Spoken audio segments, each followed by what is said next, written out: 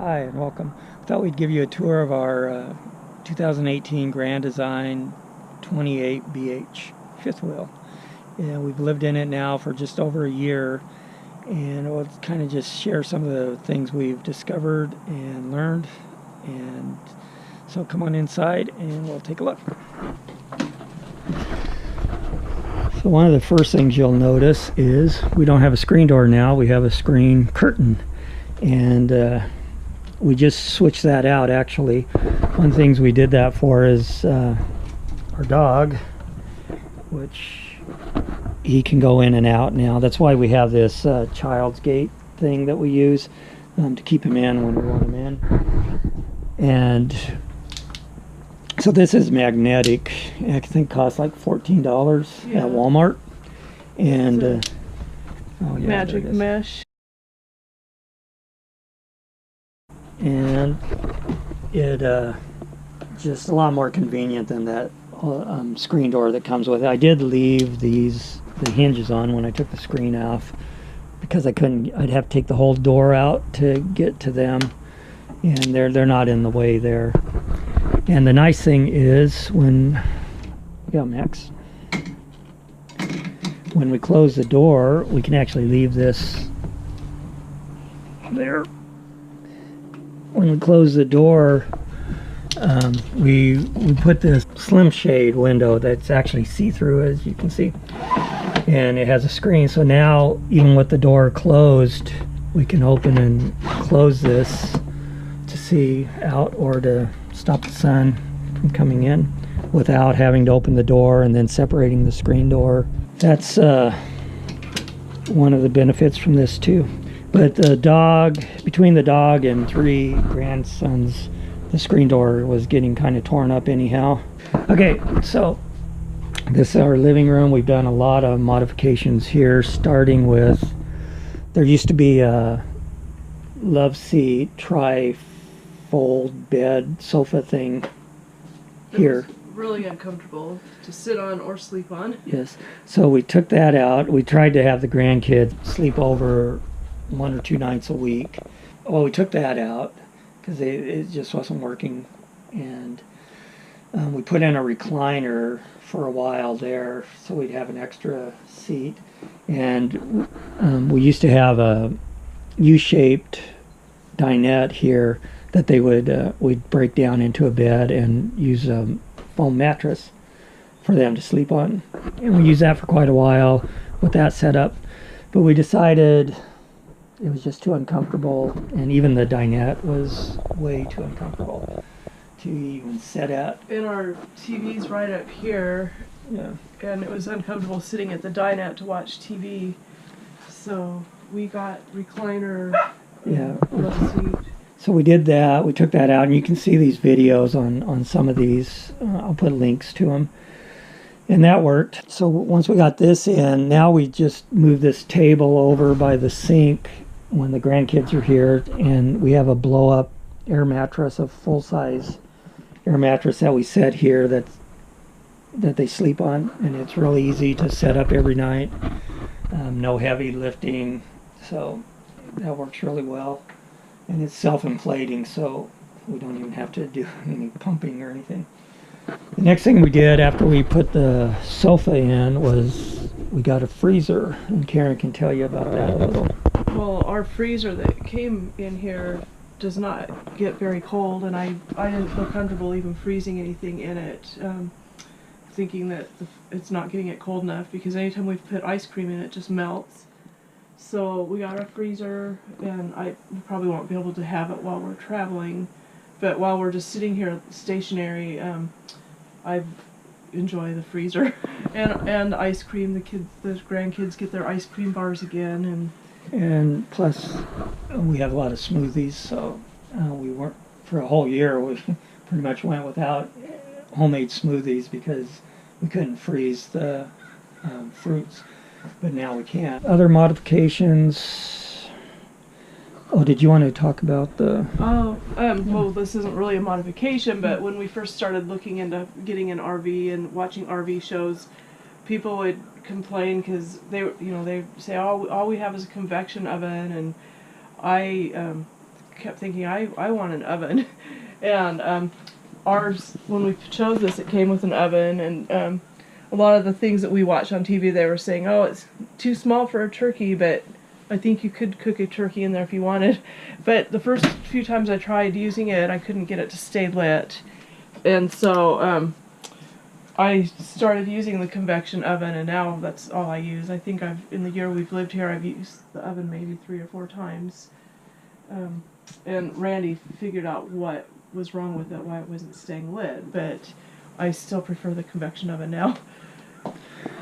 Yeah, so one other thing we still have left to do is we're going to paint inside and make it an off-white, and same as what we've already painted our daughter's room, Rebecca, with. And so this is her room. This used to be a bunk room. It had a bunk up here and a bunk here.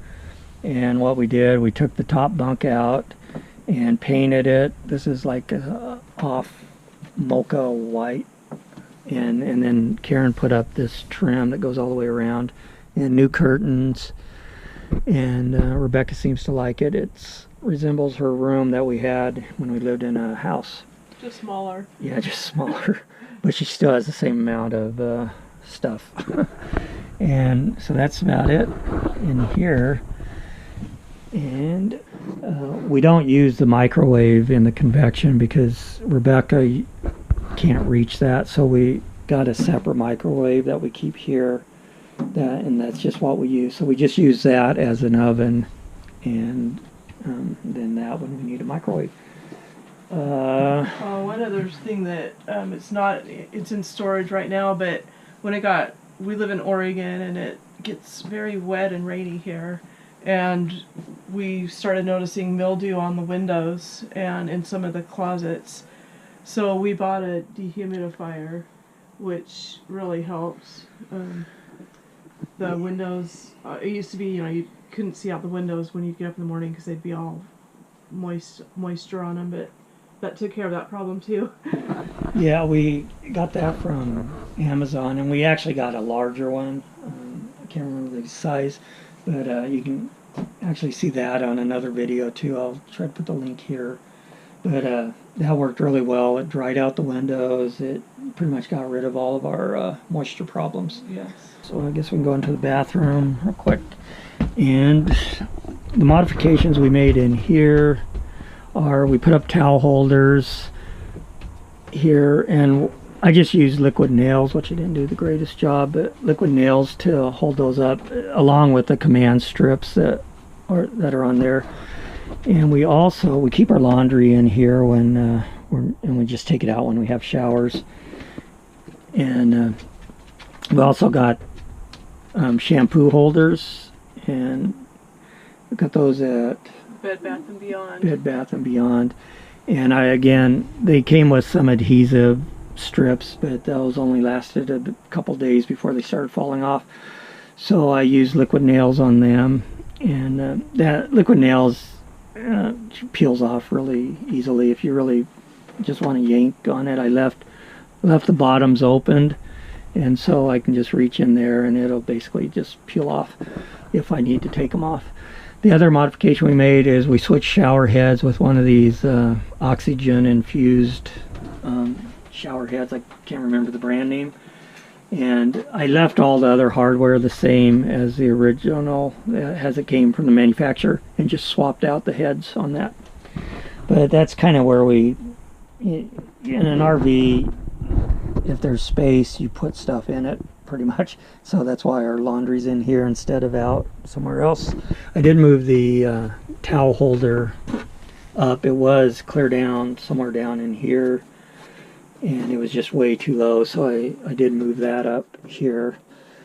And I think that was about it in here. This is another slide out that we go here. So there's like towels and stuff here, and our bathroom stuff, and then the closet here. We haven't really done anything with our room except I'm into the essential oils, and Randy put racks up there for me. Keep them out of the way, and it gives a there was just no place to put them, and so that works out really good for me. Yeah, they set on this balance thing here, but then I also have them screwed into the wall to hold them. Of course, when we travel, they'll be packed up in a box. One thing you gotta watch for is if you're in a cold or wet climate, is some of this, anything that's touching the outside walls, if it's leaning against it, it could cause mold issues. So like these cabinets up here and over there, we had clothes in them. Well, I did on my side, and that was getting moldy in there because it gets damp and with the clothes up against it. So the dehumidifier took care of that yeah, problem too. Yeah, that definitely helped. So, but yeah, if you are living in an RV or plan to, and you're in a climate that has substantial difference between night and day, or inside and outside temperatures, check wherever there's outside walls and there's stuff, like move your couch, check your closets if they're touching the outside, because there could be some mold issues, and under your mattress also. We did put like a non-skid thing, like what you use for carpets, to put between the floor and the carpet so it doesn't slip. Did put that under our mattress because it was getting moldy, and that kind of raised it up just slightly. We also put, our mattress was so uncomfortable that came with the rig. Oh, yeah. And we got a 3-inch memory foam mattress topper from Kohl's, but that's helped tremendously, because before we got that, it felt like you were sleeping on The plywood. plywood. Yeah, so that really worked well. And we put a coat rack up here just for jackets, and utilize whatever space you can for storage, because there's not a lot of storage. Yeah, and again, we live in this full time, so we gotta make it livable. And we are gonna paint, every room to get it lighter. And we're still deciding on what color to do the trim. But, we'll figure that, but we want it bright and cheery in here. Well, anyhow, I think that's about it. If you have any questions or comments, put them in the comment section below, and we'll get back to you on that. And feel free to subscribe to our channel. It is free, and we would really appreciate that. Yes, and thank you, and thanks for watching, and we'll talk to you later. Have a great day.